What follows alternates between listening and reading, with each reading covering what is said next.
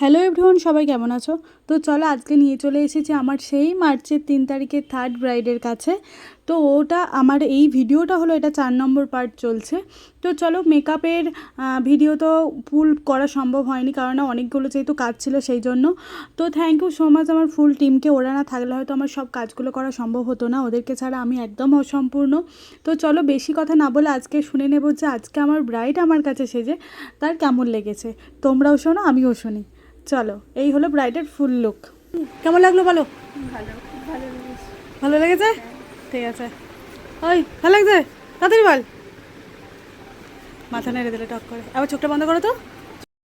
তো এই ব্রাইড তো কমপ্লিট হয়ে গেল, কিন্তু এবার আমায় যেতে হবে সকালের ফার্স্ট ব্রাইডের কাছে।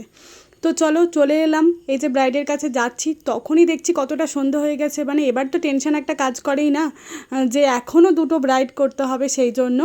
তো চলো ফার্স্ট ব্রাইডের কাছে তো লোকেশানে এই যে ঢুকে গেছি, তখনই কত লোকজন চলে এসেছে। তো তারপর যখন ব্রাইডের কাছে ঢুকছি তখন দেখছি প্রচুর লোকজন ব্রাইডের কাছে কী করছে না, ব্রাইডকে জুয়েলারি পরাচ্ছে। কিন্তু আমি তো ভেবেছিলাম যে এসে হয়তো রেডি হয়ে যাবে, হেয়ারটা করা হয়ে যাবে, যেহেতু ওখানেও আমার দুজন অ্যাসিস্ট্যান্ট ছিল। কিন্তু এই যে দেখো এই অবস্থা আমি যখন রুমের মধ্যে ঢুকছি। তো তারপর সবাইকে বার করে দিয়ে ব্রাইডকে বসিয়ে নিলাম। তো নেক্সট লুকের জন্য একটুখানি অপেক্ষা করো।